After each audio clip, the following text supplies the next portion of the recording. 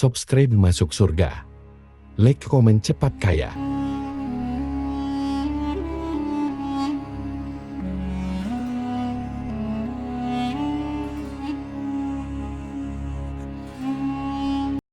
Assalamualaikum warahmatullahi wabarakatuh. Para pemirsa YouTube sekalian, pada kesempatan hari ini saya akan membahas terkait dengan Nabi Sulaiman alaihissalam. Nah, Nabi Sulaiman alaihissalam adalah manusia terkaya sepanjang sejarah kehidupan manusia di muka bumi.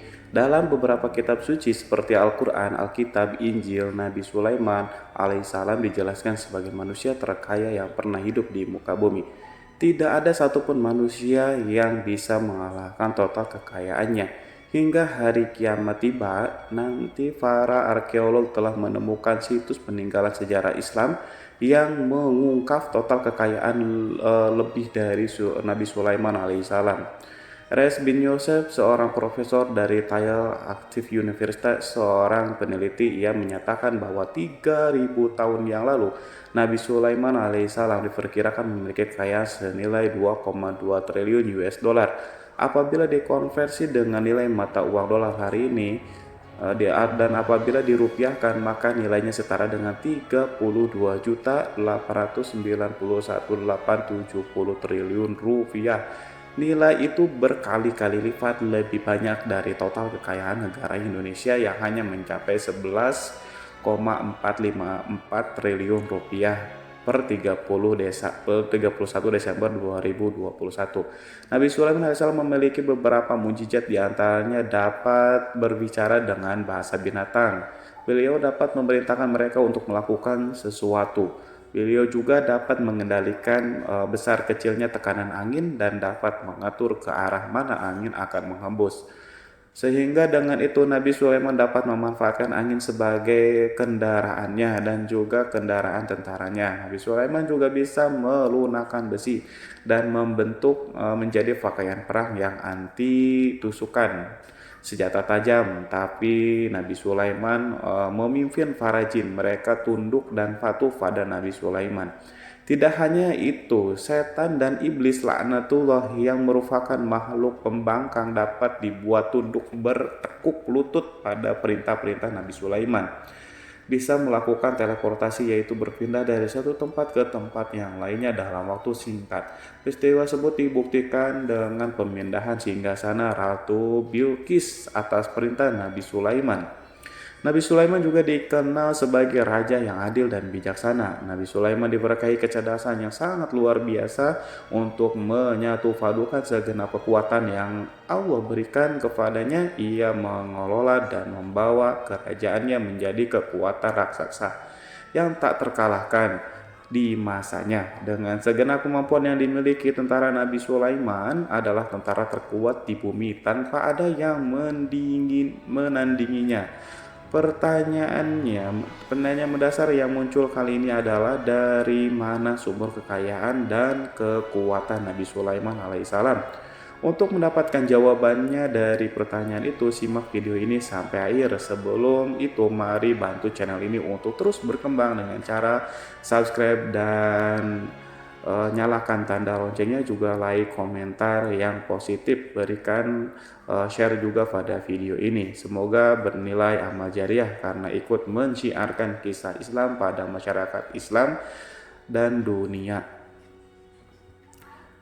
Terima kasih. Bismillahirrahmanirrahim. Sesungguhnya kami benar-benar telah menaburkan ilmu kepada Daud dan Sulaiman. Keduanya berkata, segala puji bagi Allah yang melebihkan kami dari kebanyakan hamba-hamba yang mukmin. Sulaiman telah mewarisi Daud dan dia berkata, wahai manusia, kami telah diajari untuk memahami bahasa burung dan kami dianugerahi segala sesuatu. Sesungguhnya semua ini benar-benar karunia yang nyata. Quran Surat An-Naml ayat 15-16. Saudara-saudaraku yang dirahmati oleh Allah, pada ayat di atas disebutkan bahwa Sulaiman telah mewarisi Daud. Nabi Sulaiman mewarisi Nabi Daud dalam sisi kenabian dan kekuasaan, bukan mewarisi harta, karena para nabi tidak mewarisi harta sebab sepeninggalan mereka harta para nabi menjadi sedekah bagi orang-orang yang ada di sekitar mereka, yaitu orang-orang fakir dan orang-orang yang membutuhkan, dan harta para nabi tidak dikhususkan bagi kalangan keluarganya. Rasulullah bersabda, kami para nabi tidak mewariskan. Nabi Sulaiman mewarisi kenabian dari Nabi Daud. Ini adalah hal yang jelas Allah telah memilihnya sebagai nabi dari Bani Israel. Begitu juga Allah telah memberinya kekuasaan kerajaan sehingga ia menjadi pemimpin Bani Israel. Barangkali sesuatu yang paling penting yang diwarisi oleh Nabi Sulaiman dari Nabi Daud adalah tradisi militer. Kemajuan militer yang dahsyat telah berpindah kepada Nabi Sulaiman.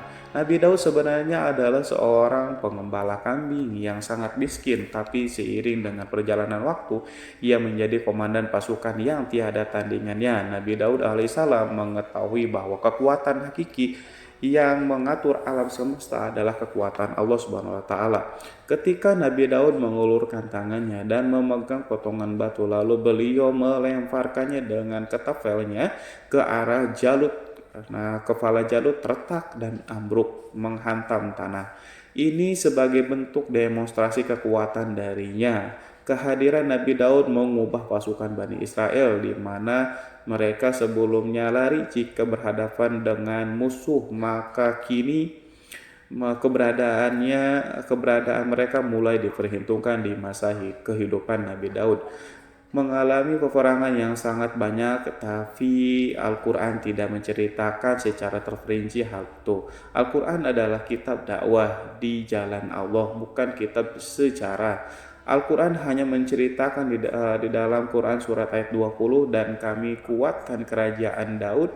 Ayat tersebut berarti bahwa Nabi Daud belum pernah terkalahkan dalam peperangan yang diikutinya. Di samping dukungan yang Allah berikan kepadanya, juga pasukan dan rakyat di mana mereka adalah orang-orang yang bertauhid, menyerahkan diri kepada Allah. Allah SWT mengajarkan kepada Nabi Daud hal-hal yang menjadikan pasukannya memiliki keistimewaan yang dengannya mereka dapat mengalahkan pasukan-pasukan lain, pasukan-pasukan besar yang ada di bumi pada saat itu. Allah Subhanahu wa taala telah berfirman dalam Quran surat Saba ayat 10, dan kami telah melunakkan besi untuknya. Baju besi mungkin akan menjadi masalah dalam benak kita ketika orang-orang akan berperang. Baju besi cukup mengganggu gerakan mereka. Kita bisa membayangkan ketika ada dua orang berperang, salah satunya dapat bergerak bebas sementara yang lainnya tidak leluasa bergerak karena tertahan dengan pakaiannya. Namun dengan kekuasaan Allah, Nabi Daud dapat melunakkan besi dan membuat baju besi menjadi ringan yang mudah untuk digunakan. Ini adalah kemajuan penting yang Allah berikan kepada Nabi Daud dan tentaranya. Kemajuan itu kemudian diajarkan dan diwariskan dan dimiliki oleh Nabi Sulaiman alaihissalam. Nabi Sulaiman memiliki pasukan yang dahsyat yang melebihi pasukan manapun di bumi saat itu, atau bahkan mungkin saat ini. Bahkan Allah menambahkan karunia-Nya kepada Nabi Sulaiman yang disebutkan dalam Quran surat An-Naml ayat 16, dan Sulaiman telah mewarisi Daud, dan dia berkata, wahai manusia, kami telah diberi pengertian tentang suara burung, dan kami diberi segala sesuatu. Sesungguhnya ini benar-benar sesuatu karunia yang nyata. Saudara-saudaraku yang dirahmati oleh Allah, pada suatu hari Nabi Sulaiman alaihissalam mengangkat tangannya berdoa kepada Allah, antara hati Nabi dan Allah tidak ada penghalang, tidak ada jarak, tidak ada sekat waktu. Tak ada satu pun dari para nabi yang berdoa kepada Allah wali doanya pasti dikabulkan. Doa Nabi Sulaiman alaihissalam direkam di dalam Quran surat Shad ayat 35. Nabi Sulaiman berkata, ya Tuhanku, ampunilah aku, anugerahkanlah kepadaku kerajaan yang tidak dimiliki oleh seorang pun sesudahku. Nabi Sulaiman menginginkan dari Allah suatu kerajaan yang belum pernah diperoleh oleh siapapun setelahnya. Allah Subhanahu wa taala mengabulkan doa Nabi Sulaiman dan memberinya kerajaan tersebut. Nabi Sulaiman mewarisi kekuasaan, kenabian, hikmah, ilmu dari Nabi Daud alaihissalam. Orang-orang menyebutnya Sulaiman al-Hakim, Sulaiman yang bijaksana. Kebijaksanaan Nabi Sulaiman tidak terbatas pada keadilannya di tengah-tengah manusia yang juga kasih sayangnya kepada mereka. Namun kebajikan Nabi Sulaiman juga berlaku di kalangan burung dan binatang lainnya. Nabi Daud juga mengenal bahasa burung, tetapi Nabi Sulaiman dapat berbicara dengan bahasa burung. Bahkan ia dapat menggantikannya sebagai pembantunya ketika Nabi Daud bertasbih, gunung-gunung dan burung-burung serta binatang buas ikut bertasbih bersamanya. Bahkan angin pun berhenti untuk mendengarkan tasbih itu. Sedangkan Nabi Sulaiman, Allah Subhanahu wa taala memberinya karunia lebih dari itu, di mana binatang-binatang buas tunduk padanya. Begitu juga angin dan burung. Saudara-saudaraku yang dirahmati oleh Allah, Nabi Sulaiman alaihissalam mampu mendengarkan bisikan semut yang berbicara kepadanya kepada sesamanya. Mereka bahkan ia mampu memerintahkan semut tersebut sehingga semut itu menjadi taat pada perintah pasukan Nabi Sulaiman. Nabi Sulaiman memiliki kekuatan yang sangat dahsyat di dunia. Belum pernah ada di dunia ini satu pasukan pun yang memiliki kekuatan seperti itu. Kekuatan Nabi Sulaiman berasal dari beberapa kombinasi yang sangat mengagumkan, sehingga karenanya ia tidak dapat tertandingi. Kekuatan itu terdiri dari manusia, binatang, jin, dan lain-lainnya. Sebagainya kita mengetahui bahwa jin adalah makhluk Allah dan manusia tidak mampu melihatnya atau menghadirkannya atau meminta pertolongan kepadanya. Sedangkan Nabi Sulaiman telah diberi Allah suatu kemampuan untuk menundukkan jin, memperkerjakan mereka sebagai tentara di tengah-tengah peperangan. Bahkan ia mampu menjadikan mereka sebagai pekerja-pekerja kasar di kerajaannya saat tidak ada peperangan. Maka karena itu ketika ada pasukan lain yang mencoba melawan pasukan Nabi Sulaiman, mustahil mereka akan mendapatkan kemenangan. Bahkan pasukan Nabi Sulaiman diperkuat oleh burung-burung. Di pasukan Nabi Sulaiman memerankan tugas penting, yaitu menjadi agen intelijen. Kita mengetahui bahwa peran informasi saat peperangan adalah hal yang penting, dan informasi tersebut pasukan dapat mengetahui keadaan lawannya. Demikian peranan burung pada pasukan Nabi Sulaiman. Ia terbang di tengah-tengah musuh, kemudian ia kembali pada Sulaiman untuk menyampaikan berita tentang keadaan lawannya. Di samping itu, di samping jin, burung Allah juga menundukkan angin untuk Nabi Sulaiman. Nabi Sulaiman dapat memerintahkan angin dan ia mampu untuk menaiki angin tersebut bersama tentaranya.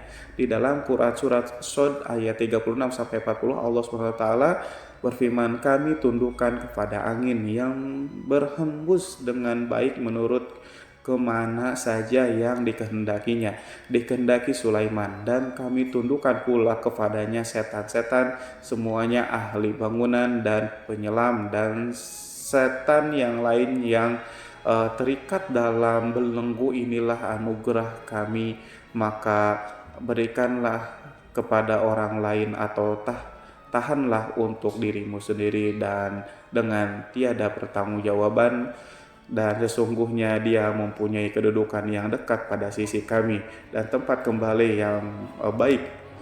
Saudara-saudaraku yang dirahmati oleh Allah, juga memberikan kemampuan yang tak seorang pun dari para nabi mendapatkannya, yaitu kemampuan untuk memerintahkan setan. Setan adalah satu bagian dari jin. Ia adalah kelompok yang celaka dari bangsa jin. Kelompok ini sebenarnya tidak mampu dikuasai oleh manusia, bahkan jin yang saleh tidak dapat mengatur setan. Adapun Nabi Sulaiman, Allah telah memberinya kekuasaan untuk menundukkan setan dan memperkerjakannya. Mereka bahkan mengikatnya dengan rantai serta menghukumnya jika ia menentang pada perintah setan. Membangun untuk Sulaiman istana-istana dan patung-patung dan alat-alat perang.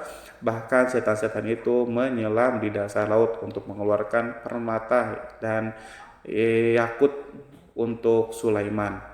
Jika ada di antara setan yang menentang perintahnya, maka Nabi Sulaiman alaihissalam mengikatnya dengan rantai. Ini semua menunjukkan kekayaan Nabi Sulaiman dan kekuasaan di mana ia mampu mengatur banyak makhluk di bumi ini. Tentu saja kemampuan itu semuanya adalah atas izin atau kehendak dari Allah Subhanahu wa taala. Sebagai mukjizat dari Allah Subhanahu wa taala berfirman dalam Quran surat Saba ayat 12, dan sebagian dari jin ada yang bekerja di hadapannya di bawah kekuasaannya dengan izin Tuhannya, dan siapa yang menyimpang di antara mereka dari perintah kami, maka kami rasakan kepadanya azab neraka yang apinya menyala-nyala.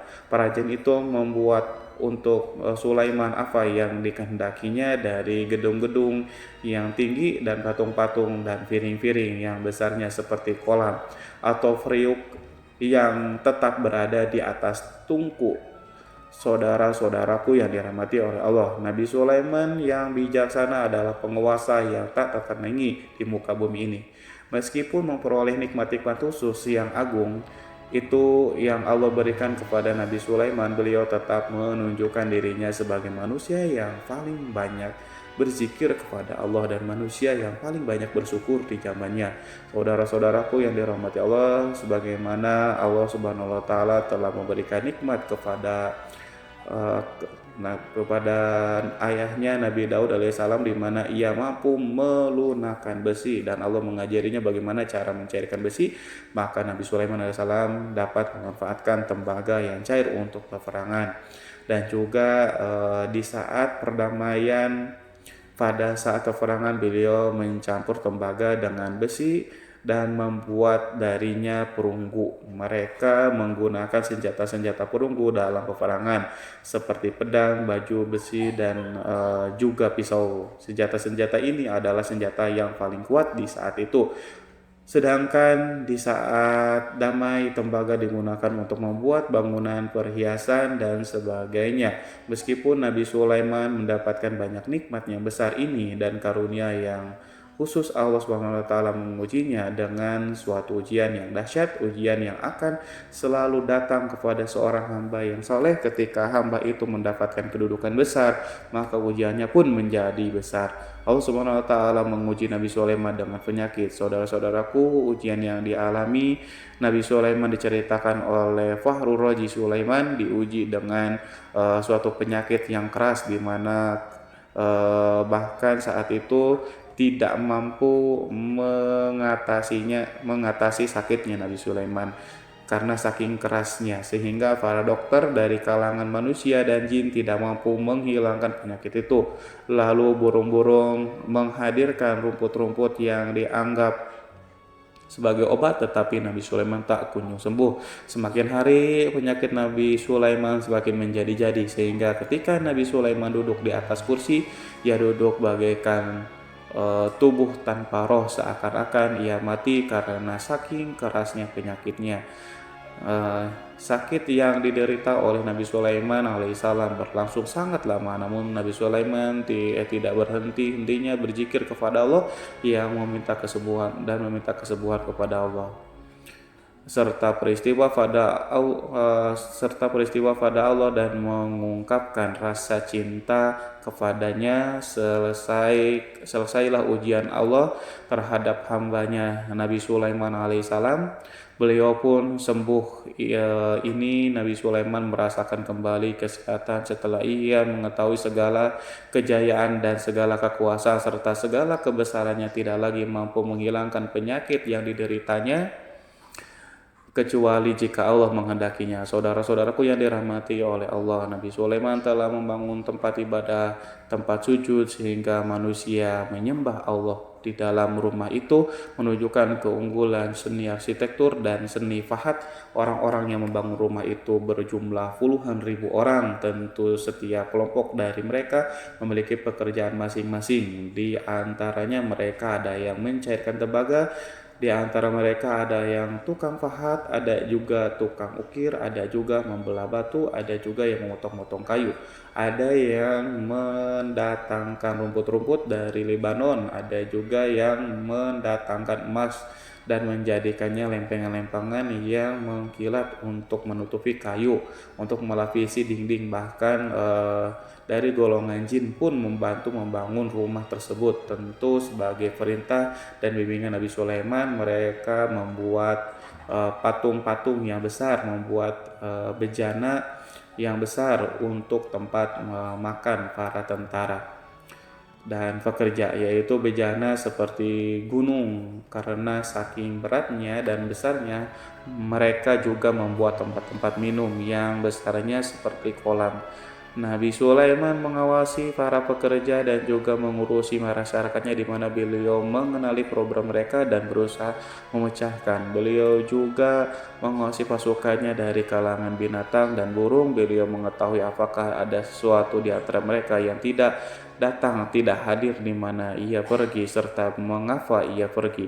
Nabi Sulaiman menguasai pengetahuan itu. Semua Nabi Sulaiman bukan hanya mengetahui problem tentaranya dari kalangan manusia dan juga tentaranya dari kalangan burung, namun ia juga menunjukkan kasih sayang terhadap semut, di mana beliau mendengar bisikan dan tidak suka untuk menginjakkan.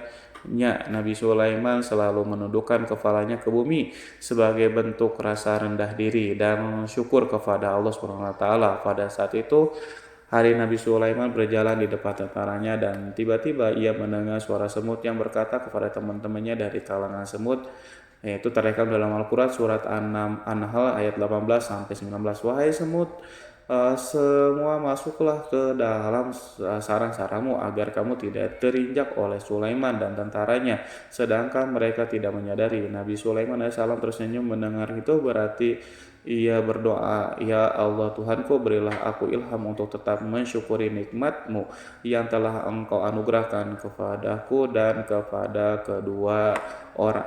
orang tuaku, ibu bapakku, dan untuk mengerjakan amal saleh yang Kau ridhoi, dan masuklah aku ke dalam rahmat-Mu dan dalam golongan hamba-hamba-Mu yang saleh. Saudara-saudaraku yang dirahmati Allah, meskipun Nabi Sulaiman mendapatkan kekuasaan dan memiliki tentara yang besar, namun beliau menunjukkan kasih sayang terhadap bangsa semut. Beliau mendengarkan fisiknya dan melihat semut yang ada di depannya. Oleh karena itu ia tak mungkin baginya untuk menginjak golongan semut itu.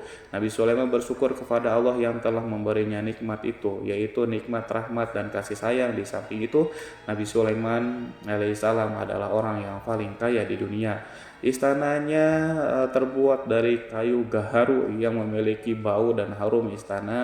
Istananya terbuat dari emas dan terkadang dari kristal. Beliau juga memiliki kursi besar yang terbuat dari emas dan permata. Istana Nabi Sulaiman merupakan istana yang paling besar di dunia. Nabi Sulaiman menggunakan pakaian dari emas dan permata. Meskipun demikian, Nabi Sulaiman tetap menunjukkan sebagai hamba yang berserah diri dan rendah diri di hadapan Allah Subhanahu wa taala dan sederhana di depan manusia. Nabi Sulaiman yang merendahkan dirinya di hadapan Allah, ia selalu sujud kepada Allah sebagaimana ayahnya yang selalu bertasbih kepada Allah. Nabi Sulaiman selalu melantunkan lagu-lagu cinta ilahi dan hanya memuji Allah Subhanahu wa taala. Pada suatu hari Nabi Sulaiman mengeluarkan perintah kepada pasukannya untuk bersiap-siap. Kemudian Nabi Sulaiman keluar dan memeriksa pasukannya satu demi satu. Pasukannya diteliti. Kelompok yang pertama adalah kelompok manusia. Nabi Sulaiman memperhatikan kesiapan mereka, lalu Nabi Sulaiman mengeluarkan perintah kepada mereka. Kemudian Nabi Sulaiman memeriksa kelompok jin dan menyampaikan perintahnya kepada mereka. Beliau memenjarakan jin yang tampak bermalas-malasan. Saat beliau saat bekerja lalu beliau memeriksa binatang dan berkata kepada mereka, apakah mereka sudah makan dengan baik? Apakah mereka tidur dengan nyenyak? Apakah ada yang mengadu pada mereka misalnya karena penyediaan sesuatu atau karena makanan yang tidak layak? Apakah di sana ada yang sakit dan lain sebagainya? Semuanya diperiksa oleh Nabi Sulaiman. Ketika Nabi Sulaiman merasa puas dengan semuanya, Nabi Sulaiman memasuki tenda tempat berkumpulnya para burung. Nabi Sulaiman alaihissalam kemudian memasuki tenda tersebut dan mengamati keadaan di sekitarnya sehingga beliau mengetahui bahwa ada satu burung yang tidak hadir, yaitu burung hudhud.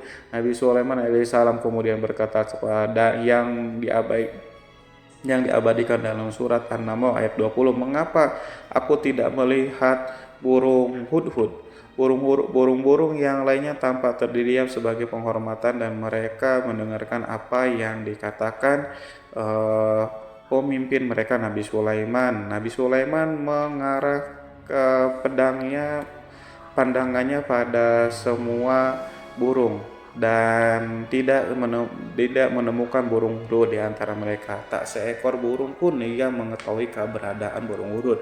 Absen pada apel wajib kali ini, Nabi Sulaiman memulai menampakkan kemarahannya. Apakah dia termasuk yang tidak hadir? Tiba-tiba seekor burung kecil memberanikan diri untuk berkata kepada Nabi Sulaiman, wahai Nabi yang mulia, seharusnya hudud ada bersamaku kemarin untuk melaksanakan tugas penyelidikan. Ia adalah pemimpin misi itu, namun burung hudhud belum datang. Oleh karena itu aku tidak pergi bersamanya. Burung itu tampak gemetar karena Nabi Sulaiman bahwa hudhud tidak hadir dan tak seorang pun mengetahui kemana ia pergi. Hudhud pergi tanpa terlebih dahulu meminta izin kepada Nabi Sulaiman dan tidak memberitahu kemana keberadaannya. Dalam keadaan marah, Nabi Sulaiman berkata, sesungguhnya aku benar-benar akan mengazabnya dengan azab yang keras atau benar-benar menyembelihnya kecuali jika ia benar-benar datang kepadaku dengan alasan yang jelas. Kawanan burung-burung mengetahui bahwa Nabi Sulaiman sedang marah dan telah menetapkan untuk menyiksa burung hudhud atau menyembelihnya atau justru memaafkan dengan syarat ia datang dengan membawa alasan yang dapat menyelamatkan, atau dengan kata lain burung hudhud dapat memastikan bahwa ia melaksanakan tugas yang penting. Nabi Sulaiman menunjukkan kemarahannya yang besar sehingga siapapun merasa takut pada Nabi Sulaiman marah, maka kemarahannya akan membelak kebenaran. Kemudian beliau dapat melaksanakan ancaman dengan cara yang mudah. Seekor burung tanpa gemetar ketakutan melihat kemarahan Nabi Sulaiman. Lalu beliau mengeluarkan tangannya ke burung itu dan memegang kepalanya sehingga burung itu pun merasa tenang dan merasa takutnya hilang. Nabi Sulaiman kemudian pergi dari tempat burung dan menuju istananya. Nabi Sulaiman masih memikirkan keadaan burung hudhud. Seharusnya burung hudhud menjadi bagian penting dari badan intelijen. Apakah ia pergi untuk menyingkap sesuatu atau apakah ia pergi hanya untuk bermain-main? Nabi Sulaiman alaihissalam telah memperhatikan dan mengetahui bahwa burung hudhud adalah seekor burung yang cerdik dan juga fasih berbicara. Terkadang Nabi Sulaiman mendapati burung hudhud sedang bermain-main dan menunda-nunda pekerjaannya. Namun ketika Nabi Sulaiman melihatnya, burung hudhud memahami bahwa perbuatannya tidak benar sebab ia tidak boleh menyampur adukan antara waktu serius dan waktu bermain. Tidak lama setelah itu burung tiba-tiba di tempat para burung-burung yang lain berkata kepadanya, wahai Hud, pergilah engkau ke tempat Nabi Sulaiman. Jika ia mengetahui bahwa engkau telah sampai, jiwamu benar-benar terancam. Mendengar itu burung hudhud segera beranjak. Ia terbang menemui Nabi Sulaiman. Pada waktu itu Nabi Sulaiman sedang duduk bersama tentaranya yang lain. Burung hudhud berdiri. Ia telah mencanangkan untuk memulai pembicaraan dengan Nabi Sulaiman. Sebelum Nabi Sulaiman banyak bertanya kepadanya kemana dia pergi, ia berbagi sebagai bukti bahwa hudhud telah melaksanakan sesuatu tugas yang penting. Dalam Quran surat An-Nahl ayat 22, burung hudhud telah berbicara, aku telah mengetahui sesuatu yang kamu belum mengetahuinya, dan kubawa kepadamu dari negeri Sabah untuk berita penting yang diyakini seakan-akan burung hudhud hendak berkata, aku adalah hudhud yang miskin, tapi aku mengetahui apa yang tidak engkau ketahui, dan aku datang kepadamu dari kerajaan Sabah dengan membawa berita yang sangat penting. Nabi Sulaiman nampak terdiam. Ia menunggu hudhud menyelesaikan kisah yang tertulis dalam Quran surat An-Naml ayat 23 sampai 24. Hudhud berkata, sesungguhnya aku menjumpai seorang wanita yang memerintah mereka dianugerahi segala sesuatu serta mempunyai singgasana yang sangat besar.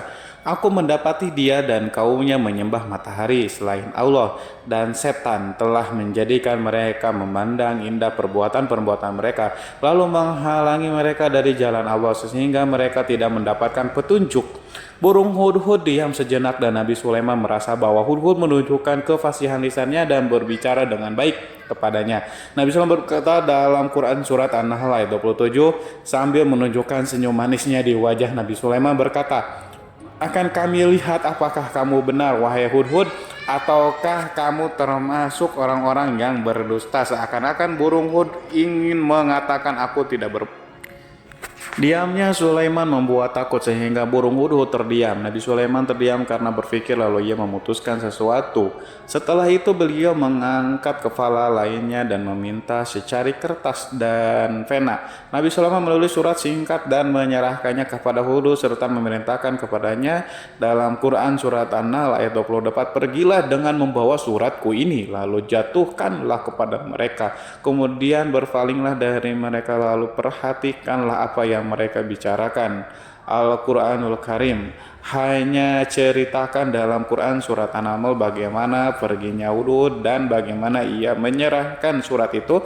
Lalu Al-Quran langsung menyebutkan keadaan kerajaan Balqis yang saat itu ia sedang membaca surat tersebut di depan para pembesar kerajaannya dan para menterinya dalam Quran surat An-Naml ayat 29 sampai 31. Berkatalah Bilqis, wahai pembesar-pembesar, sesungguhnya telah dijatuhkan kepadaku sebuah surat yang mulia. Sesungguhnya surat ini dari Sulaiman, dan sesungguhnya isinya dengan menyebut nama Allah yang Maha Pengasih lagi Maha Penyayang, bahwa janganlah kalian berlaku sombong terhadapku dan datanglah kepadaku sebagai orang-orang yang berserah diri. Saudara-saudaraku yang dirahmati Allah, dalam surat itu Nabi Sulaiman disebutkan hendaklah mereka menyerahkan diri dan tunduk kepada perintah Sulaiman. Nabi Sulaiman memerintahkan agar mereka meninggalkan penyembahan terhadap matahari. Nabi Sulaiman tidak mempersoalkan akidah mereka dan tidak memuaskan mereka dengan apapun. Nabi Sulaiman hanya memerintahkan bahwa ia berada di atas kebenaran, bukankah ia didukung kekuatan yang berlandaskan keyakinan dan dimilikinya. Nabi Sulaiman hanya memerintahkan mereka agar tunduk dan patuh kepadanya. Ratu Saba menyampaikan surat tersebut di tengah-tengah kaumnya. Dalam Quran surat An-Naml ayat 32 dijelaskan berkata Bilqis, wahai para pembesar, berilah aku pertimbangan dalam urusanku ini. Aku tidak pernah memutuskan sesuatu persoalan sebelum kamu berada dalam majelisku. Saudara-saudaraku yang dirahmati Allah, para pembesar istana Bilqis menentang surat tersebut. Isi surat itu membangkitkan kesombongan kaum Saba, di mana mereka merasa lebih kuat. Mereka mengetahui bahwa di sana ada seseorang yang mencoba menentang mereka dan mengisyaratkan peperangan kepada mereka. Lalu ia minta kepada mereka untuk memenuhi syarat-syarat sebelum terjadinya peperangan dan kekalahan dalam Quran surat An-Nahl ayat 33. Mereka menjawab, kita adalah orang-orang yang memiliki kekuatan dan juga memiliki keberanian yang sangat dalam. Peperangan dan keputusan berada di tanganmu, wahai rajaku. Maka pertimbangkanlah apa yang akan kamu perintahkan. Saudara-saudaraku yang dirahmati Allah, para pembesar kaum Sabah seakan ingin berkata kita siap untuk melaksanakan perang. Tampaknya ratu itu memiliki kebijakan yang lebih baik dari pembesar kaumnya. Surat Sulaiman itu membuatnya berpikir lebih jernih dan lebih berhati-hati. Ia berusaha sebisa mungkin menghindari peperangan. Ratu itu berpikir dalam tempo yang lama. Nama Sulaiman tidak diketahuinya dan ia pun belum pernah mendengarnya. Oleh karena itu ratu kaum Sabah tidak mampu mengetahui dan mendeteksi seberapa besar kekuatan Nabi Sulaiman. Boleh jadi Nabi Sulaiman memiliki kekuatan yang dahsyat sehingga ia mampu memerangi kekuasaannya dan mengalahkannya. Kemudian ratu memperhatikan apa yang ada di sekelilingnya. Ia melihat kemajuan masyarakat dan juga kekayaannya. Barangkali ia mengira bahwa Nabi Sulaiman iri terhadap kemajuan kekayaan itu sehingga Nabi Sulaiman ingin menyerangnya. Setelah mempertimbangkan isi surat Nabi Sulaiman dengan cermat, Ratu Saba memilih untuk tidak bersikap sombong dan bodoh. Ratu lebih suka untuk menggunakan bahasa kelembutan. Ia mengirim kepada Nabi Sulaiman suatu hadiah yang besar. Ratu mengira bahwa Nabi Sulaiman seseorang yang ambisius, yang boleh jadi ia telah mendengar tentang kekayaan kerajaan Sabah. Para utusan pergi dengan membawa hadiah dari Ratu Saba. Ratu berharap agar mereka dapat memasuki kerajaan Nabi Sulaiman dan akan mengetahui kondisi kerajaan. Saat mereka pulang, Ratu ingin mendengar secara langsung dari mereka tentang bagaimana keadaan kaum Nabi Sulaiman dan pasukannya. Setelah mendapatkan informasi yang cukup, maka Ratu Bilqis dapat membuat sesuatu keputusan yang tepat. Ratu menyembunyikan apa yang terlintas dalam pikirannya, lalu ia berbicara kepada pembesar istananya bahwa ia dapat menyingkapi niat jahat Raja Sulaiman.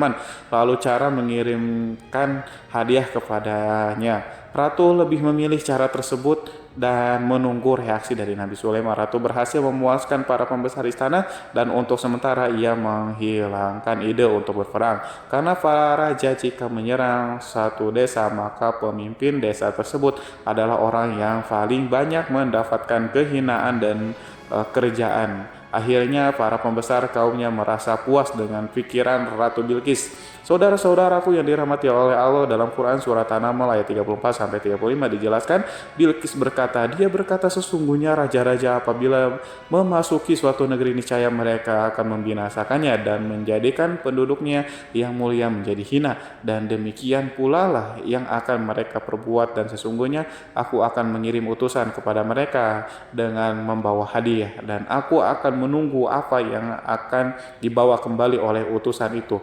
Saudara-saudaraku yang dirahmati Allah, kemudian sampailah hadiah dari Ratu Bilqis kepada Nabi Sulaiman. Para intelijen Nabi memberitahunya bahwa utusan Bilqis datang dengan membawa hadiah. Nabi Sulaiman langsung mengetahui bahwa Ratu Bilqis itu sengaja mengirim orang-orangnya untuk mengetahui atau mendapatkan informasi tentang kekuatannya. Lalu setelah itu ia akan mengambil keputusan atau mengambil sikapnya kepada kerajaan Nabi Sulaiman. Sulaiman segera memanggil semua pasukannya untuk berkumpul. Utusan Bilqis segera memasuki istana. Nabi Sulaiman yang dipenuhi dengan pasukan besar yang bersenjata melihat itu, utusan Ratu Bilqis tercengang dan ia terkejut ketika mereka melihat kekayaan yang mereka bawa tidak ada apa-apanya dibandingkan apa yang ada di sana. Hadiah mereka tanpa tidak berarti, emas yang mereka bawa tanpa tidak memiliki makna. Saat mereka memasuki istana Nabi Sulaiman yang terbuat dari kayu-kayu pohon gaharu, ia mengeluarkan bau yang harum serta dihiasi dengan emas permata. Para utusan Ratu Bilqis berdiri bersama Nabi Sulaiman dan menyaksikan bagaimana Nabi Sulaiman mengendalikan pasukannya. Kemudian mereka mulai berpikir tentang kekuatan dan kualitas pasukan Nabi Sulaiman. Betapa kagetnya mereka ketika melihat di tengah-tengah pasukan itu terdapat singa, burung, dan tentara dari kalangan manusia yang mampu terbang. Mereka pun sadar bahwa mereka di hadapan pasukan yang tiada tersaingi. Demonstrasi pasukan Nabi Sulaiman. Kemudian para utusan ratu dipersilahkan maju ke tempat hidangan makanan. Para utusan itu sangat terkejut ketika melihat berbagai macam makanan dari penjuru dunia ada di depannya, dan di antara makanan itu terdapat pula makanan yang biasa ditemukan di negeri mereka, tetapi mereka melihat bahwa makanan itu memiliki rasa yang lebih istimewa. Selain itu, piring-piring yang ada di depannya mereka dan dijadikan tempat makanannya terbuat dari emas, dan mereka dilayani oleh laki-laki yang berhias dengan emas. Ratu mereka pun tidak mengenakan hiasan itu di meja makanan itu. Terdapat burung, ikan laut, dan berbagai macam daging yang mereka tidak mampu lagi membedakan daging apa itu. Nabi Sulaiman tidak makan bersama mereka, tapi beliau makan dengan menggunakan piring yang terbuat dari kayu. Beliau memakan roti yang kering yang dicampur dengan minyak. Inilah makanan yang dipilih Nabi Sulaiman. Makan bersama mereka dalam keadaan diam. Mereka merasa kehadiran Nabi Sulaiman menciptakan suatu wibawa yang luar biasa. Selesai perjamuan itu, makanan itu sudah selesai. Lalu dengan sangat malu mereka menyerahkan hadiah dari Ratu Bilqis kepada Nabi Sulaiman. Hadiah itu berupa emas. Bagi mereka hadiah itu sangatlah bernilai tinggi, tapi di sini hadiah itu tampaklah kecil di hadapan kekayaan Nabi Sulaiman yang sangat mengagumkan. Nabi Sulaiman memperhatikan hadiah ratu itu dan berkata dalam Quran surat An-Nahl ayat 36, maka tatkala utusan itu sampai pada Sulaiman, Sulaiman berkata, apakah patut kamu menolong aku dengan harta? Maka apa yang diberikan Allah kepadaku lebih baik daripada apa yang diberikannya kepadamu. Tetapi kamu merasa bangga dengan hadiahmu. Saudara-saudaraku, Raja Sulaiman menyingkap dengan kata-katanya yang singkat itu penolakannya terhadap hadiah mereka. Ia memberitahu utusan itu bahwa ia tidak menerima. Ia memberitahu utusan itu bahwa ia tidak menerima hadiah tersebut. Ia tidak merasa puas dengan hadiah itu. Yang membuatnya puas hanyalah, janganlah kalian berlaku sombong terhadapku dan datanglah kepadaku sebagai orang-orang yang berserah diri. Lalu Nabi Sulaiman berkata kepada mereka, pelan hal itu diabadikan dalam Quran surat An-Naml ayat 33, kembalilah kepada mereka, sesungguhnya kami akan mendatangi mereka dengan bala tentara yang mereka tidak kuasa melawannya, dan pasti kami akan mengusir mereka dari negeri itu, yaitu negeri Sabah, dengan terhina, dan mereka akan menjadi tawanan yang hina. Saudara-saudaraku yang dirahmati oleh Allah, Nabi Sulaiman kemudian meninggalkan para utusan ratu setelah terlebih dahulu mengancam mereka. Para utusan itu mengharap agar lebih Sulaiman mau menunggu kunjungan Ratu Bilqis sendiri yang akan membawa misi perdamaian. Akhirnya sampailah para utusan Ratu Bilqis ke negeri Sabah. Mereka segera menuju ke istana sang ratu. Mereka memberitahu bahwa negeri mereka ada di ujung tanduk. Mereka menceritakan kepada ratu tentang kekuatan Nabi Sulaiman dan tidak mungkin bagi mereka mampu melawannya. Mereka meyakinkan Ratu Bilqis bahwa ia harus mengunjunginya dan melihat sendiri bagaimana kebesaran kerajaan Nabi Sulaiman. Kemudian ratu menyiapkan dirinya untuk pergi menuju kerajaan Nabi Sulaiman dan sudah duduk di kursi kerajaan di tengah-tengah para pembesarnya dan para menterinya serta para komandan pasukan. Beliau berpikir tentang sosok Bilqis. Sulaiman mengetahui bahwa Bilqis menuju tempatnya. Meski dikelilingi rasa takut, Nabi Sulaiman berpikir sejenak tentang bagaimana matahari disembah. Ia memikirkan bagaimana informasi yang diterima oleh intelijennya tentang kemajuan kerajaan Bilqis dalam bidang kesenian dan ilmu pengetahuan. Nabi Sulaiman bertanya kepada dirinya sendiri, apakah kemajuan menjadi penghalang untuk mengetahui kebenaran? Apakah ratu itu gembira dengan kekuatan yang dicapainya, dan ia membayangkan bahwa kekuatannya adalah segalanya dengan kemajuan yang dimilikinya. Nabi Sulaiman ingin membuat kejutan agar ratu mengetahui bahwa Islam yang diyakini oleh Nabi Sulaiman adalah satu-satunya yang mampu mendatangkan kemajuan dan kekuatan yang hakiki, sehingga ia dapat membandingkan antara keyakinannya dalam menyembah matahari beserta kemajuan yang mencapainya dengan keyakinan Nabi Sulaiman juga beserta kemajuan yang diraihnya. Saudara-saudaraku yang dirahmati oleh Allah, para mata-mata Nabi Sulaiman telah memberitahu bahwa hal yang sangat disegani dan dikagumi oleh kaum Bilqis adalah kerajaan Sabah, yaitu singgasana Raja Bilqis. Singgasana itu terbuat dari emas dan batu mulia. Singgasana tersebut dijaga oleh penjaga yang sangat disiplin, di mana mereka tidak pernah lalai sedikit pun. Oleh karena itu sangat tepat apabila Nabi Sulaiman menghadirkan singgasana di sini di kerajaannya, sehingga ketika ratu tiba maka ia dapat duduk di atasnya. Nabi Sulaiman ingin membuat kejutan kepadanya dan menunjukkan bahwa kemampuannya tersebut yang berlandaskan pada keislaman. Nabi Sulaiman melakukan yang demikian itu dengan harapan agar si ratu tunduk kepadanya. Ide itu terlintas dalam diri Nabi Sulaiman, lalu ia mengangkat kepalanya dan menoleh kepada anak buahnya. Hal itu diabadikan dalam Quran surat An-Naml ayat 36. Wahai para pembesar-pembesar, siapakah di antara kalian yang sanggup membawa singgasananya kepadaku sebelum mereka datang kepadaku? Sebagai orang-orang yang berserah diri, saudara-saudaraku, perhatikanlah ungkapan pikiran Nabi Sulaiman tersebut. Semua pemikirannya berkisar tentang keislaman para penyembah matahari, tentang bagaimana beliau dapat memberikan petunjuk kepada mereka di jalan Allah. Yang pertama menjawab pertanyaan Nabi Sulaiman adalah jin Ifrit dari kalangan jin yang Allah telah menundukkan mereka kepada Nabi Sulaiman. Dalam dalam Quran surah Al-Rahman ayat 39 berkata Ifrit yang cerdik dari golongan jin, aku akan datang kepadamu dengan membawa singgasana itu kepadamu sebelum kamu berdiri dari tempat dudukmu. Sesungguhnya aku benar-benar kuat untuk membawanya lagi. Dapat dipercaya Nabi Sulaiman berdiri dari tempat duduknya setelah 1 jam atau 2 jam, namun jin itu berjanji kepadanya untuk menghadirkan singgasana Bilqis. Sebelum itu istana Nabi di Palestina, sedangkan istana Bilqis terletak di Yaman. Antara singgasana tersebut dengan singgasana Nabi Sulaiman berjarak lebih dari ribuan mil. Barangkali pesawat yang cepat sekalipun yang kita kenal hari ini tidak akan mampu membawa dan mendatangkan di istana itu dalam waktu 1 jam. Tetapi masalahnya di sini berhubungan dengan kekuatan jin yang serba misterius. Nabi Sulaiman alaihissalam tidak mengomentari sedikit pun terhadap apa yang dikatakan oleh Ifrit dari golongan jin. Tampaknya ia menunggu tanggapan lain yang mampu menghadirkan singgasana Bilqis yang lebih cepat dari jin. Nabi Sulaiman menoleh kepada seseorang di sana yang duduk di atas naungan. Hal itu diceritakan dalam Quran surat An-Naml ayat 40. Berkatalah seorang yang mempunyai ilmu dari Alkitab, aku akan membawa singgasana itu kepadamu sebelum matamu berkedip. Maka tatkala Sulaiman melihat singgasana itu terletak di hadapannya, ia pun berkata, ini termasuk karunia Tuhanku untuk mencoba aku. Apakah aku akan bersyukur atau mengingkari nikmatnya? Dan barang siapa yang bersyukur, maka sesungguhnya dia bersyukur untuk kebaikan dirinya sendiri. Dan barang siapa yang ingkar, maka sesungguhnya Tuhanku maha kaya lagi maha mulia.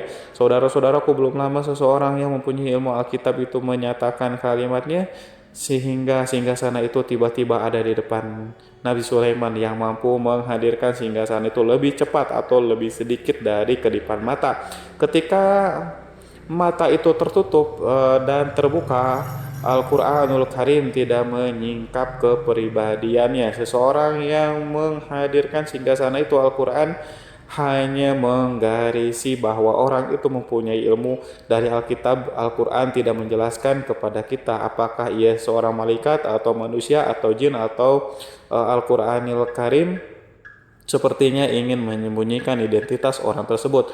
Al-Quran sengaja tidak menyingkap hakikat kitab yang dimaksud. Saudara-saudaraku yang dirahmati Allah, setelah melintas singgasana itu, Nabi Sulaiman bersyukur kepada Allah. Ia mulai memperhatikan singgasana sang ratu. Singgasana tersebut merupakan simbol pembangunan dan juga kemajuan, tetapi tampaknya ia hanya sesuatu yang biasa saja jika dibandingkan dengan kekuatan dan kekuasaan. Khawatir kebesaran ciptaan yang dibuat oleh manusia dan jin di kalangan Nabi Sulaiman memikirkan dalam tempo yang sangat lama singgasana Ratu Bilqis itu. Kemudian beliau memerintahkan agar singgasana itu diperbaiki sehingga saat Ratu Bilqis datang, lebih Sulaiman akan memujinya. Apakah Ratu Bilqis dapat mengenali singgasananya ataukah tidak? Di dalam Al-Quran surat An-Naml ayat 21 Nabi Sulaiman berkata, ubahlah baginya singgasana maka kita akan melihat apakah dia mengenal ataukah dia termasuk orang-orang yang tidak mengenalnya. Saudara-saudaraku yang dirahmati Allah, Sulaiman memerintahkan agar dibangun istana yang akan digunakan untuk menyambut Ratu Bilqis.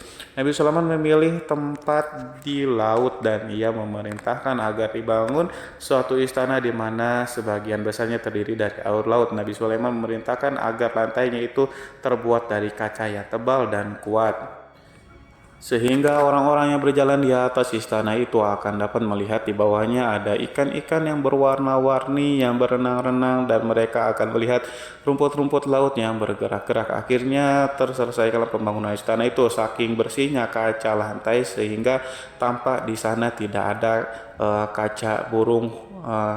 Burung pun memberitahu Nabi Sulaiman bahwa Bilqis telah sampai di dekat kerajaannya. Kemudian Ratu Bilqis datang. Al-Quran tidak menyebutkan keadaan Nabi Sulaiman saat menyambut Bilqis, namun Al-Quran menunjukkan dua sikap Ratu Bilqis. Pertama, bagaimana sikap Bilqis ketika pertama kali melihat singgasananya yang datang mendahulunya, padahal ia telah meninggalkannya pengawalnya untuk tetap setia menjaga singgasananya. Keadaan kedua adalah keadaan di depan istana yang dibangun untuk penyambutan Ratu Bilqis. Istana penuh dengan permata yang berenang di bawahnya ikan-ikan. Dalam Quran surat An-Nahl ayat 42 dijelaskan, dan ketika Bilqis datang ditanyakanlah kepadanya, serupa inikah singgasanamu Bilqis? Menjawab seakan-akan singgasana ini adalah singgasanaku. Kami telah diberi pengetahuan sebelumnya dan kami adalah orang-orang yang berserah diri.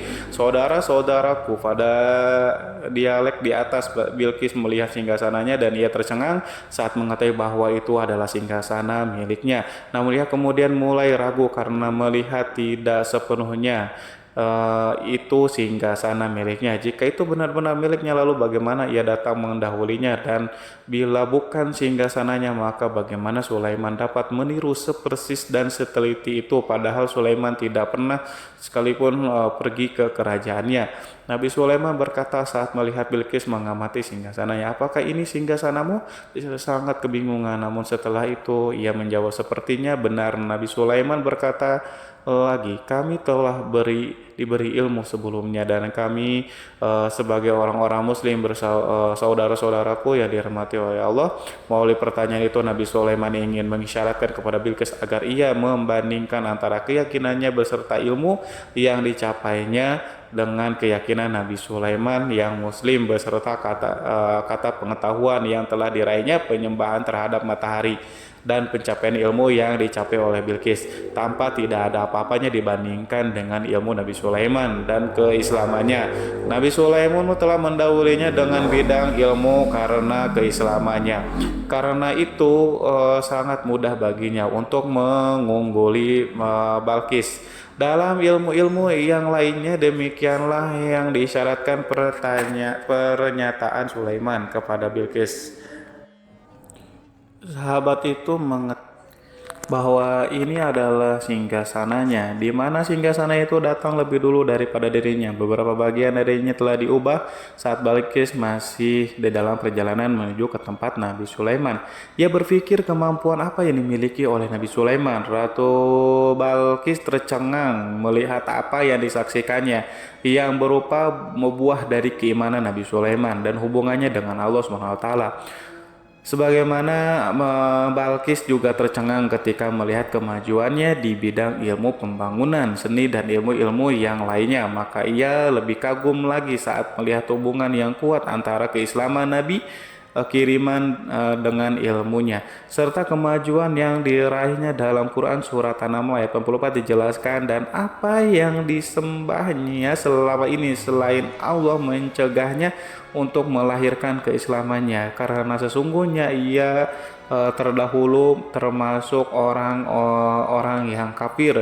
Saudara-saudaraku yang dirahmati Allah, tergoncanglah dalam benak Bilqis ribuan hal yang melihat keyakinan kaumnya runtuh di hadapan Nabi Sulaiman yang menyadari bahwa matahari yang disembahnya hanya merupakan ciptaan Allah, di mana ia menggerakkannya untuk hamba-hambanya. Lalu terbitlah matahari kebenaran di dalam dirinya atau hatinya diterangi oleh cahaya baru yang tidak akan tenggelam seperti tenggelamnya matahari.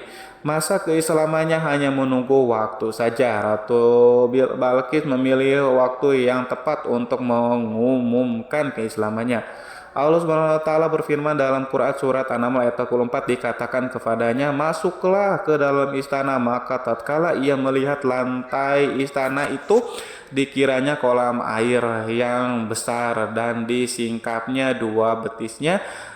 Berkatalah Sulaiman, sesungguhnya ia adalah istana licin yang terbuat dari kaca. Berkatalah Bilqis, wahai Tuhanku, sesungguhnya aku telah berbuat zalim terhadap diriku dan aku berserah diri bersama Sulaiman kepada Allah Tuhan semesta alam. Saudara-saudaraku yang dirahmati Allah, dikatakan kepada Bilqis, masuklah ke dalam istana. Ketika ia masuk, maka ia tidak menyaksikan adanya kaca, tetapi ia melihat air sehingga ia mengira akan bersinggungan dengan air laut. Lalu ia ia menyingkapkan sedikit bajunya agar bajunya tidak basah, Nabi Sulaiman mengingatkan tanpa melihatnya agar ia tidak khawatir terhadap pakaiannya karena pakaiannya tidak akan basah sebab di sana tidak ada air, itu sekedar kaca yang halus yang saking halusnya sehingga ia tidak tampak pada kesempatan itu Balkis mengumumkan keislamannya yang mengakui kelaliman dirinya dan ia menyatakan menyerahkan diri kepada Nabi Sulaiman dan kepada Allah Tuhan semesta alam. Lalu kaumnya pun mengikutinya dan mereka tidak memeluk Islam. Balkis menyadari ia berhadapan dengan penguasa yang terbesar di bumi dan salah satu Nabi Allah yang mulia. Untuk pertama kalinya wajah Sulaiman tampak dihiasi dengan senyuman yang menunjukkan kepuasannya sejak Balkis mengunjunginya. Demikianlah Sulaiman mewujudkan kejayaan yang hakiki dan menyebarkan cahaya Islam di muka bumi. Saudara-saudaraku, Al-Quran tidak menyebutkan kisah Balkis setelah keislamannya. Para ahli tafsir mengatakan bahwa ia menikah dengan Nabi Sulaiman. Selain itu, ada yang mengatakan bahwa ia menikah dengan salah satu orang dekat Nabi Sulaiman.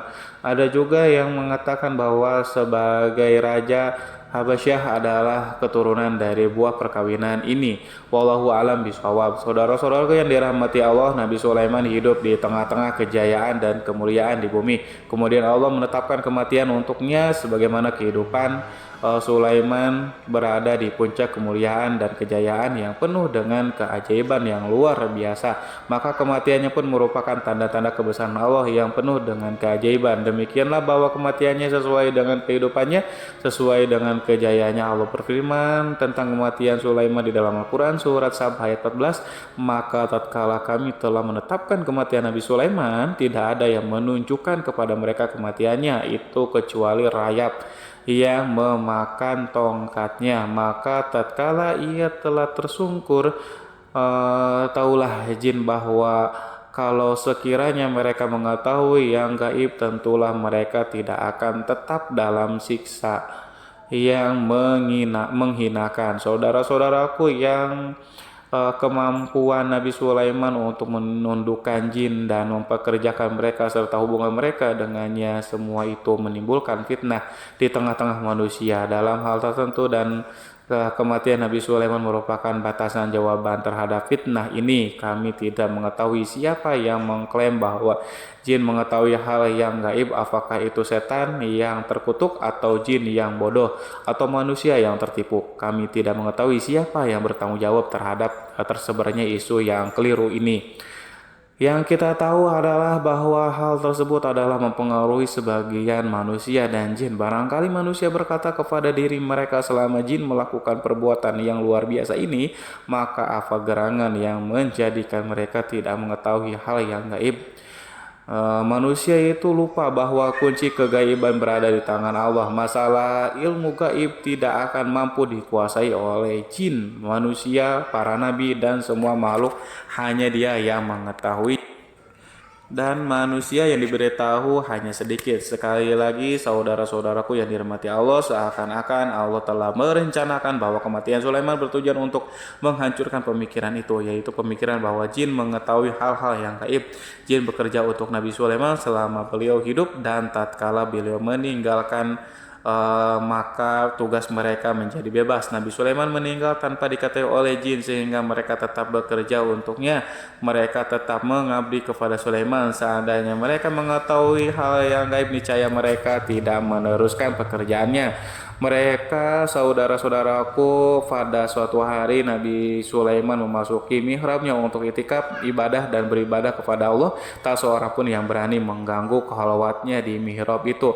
Mihrab Sulaiman terletak di puncak gunung dan dindingnya terbuat dari permata. Pada suatu hari Nabi Sulaiman duduk bersandar pada tongkatnya yang tampak tenggelam dalam tafakur. Beliau berzikir kepada Allah hingga rasakan untuk menguasainya. Lalu setelah itu malaikat maut menemuinya di mihrabnya.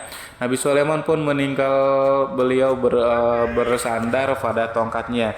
Jin melihatnya dan mengira bahwa beliau sedang sholat sehingga mereka pun terus melanjutkan pekerjaannya. Berlalulah hari-hari yang panjang, kemudian datanglah rayap itu, yaitu semut kecil yang memakan kayu. Hewan itu mulai memakan tongkat Nabi Sulaiman. Rayap itu tampak lapar. Sebagian dari tongkat Nabi Sulaiman dimakan beberapa hari oleh rayap.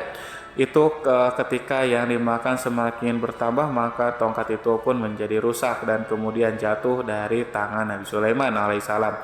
Tubuh mulia itu kehilangan pertimbangan dan kemudian jatuh terhempas di bumi. Tatkala tubuh suci itu tersungkur, maka manusia segera menuju ke arahnya. Mereka menyadari dan mengetahui bahwa Nabi Sulaiman telah meninggal dalam waktu yang lama. Jin menyadari bahwa mereka tidak mengetahui hal yang gaib dan manusia pun mengetahui hal yang hakikatnya. Ini seandainya jin mengetahui hal yang gaib, niscaya ia tidak akan meneruskan siksa yang hina. Mereka tidak akan bekerja kepada Sulaiman. Demikianlah Nabi Sulaiman alaihissalam meninggal dalam keadaan duduk dan salat timiranya. Lalu berita itu tersebar bagaikan api di bumi. Manusia, burung, dan binatang buas mengantarkan jenazah Nabi Sulaiman. Sekawanan burung tanpa sedih dan menangis. Semua makhluk bersedih. Akhirnya tak seorang pun mengetahui bahwa burung di bumi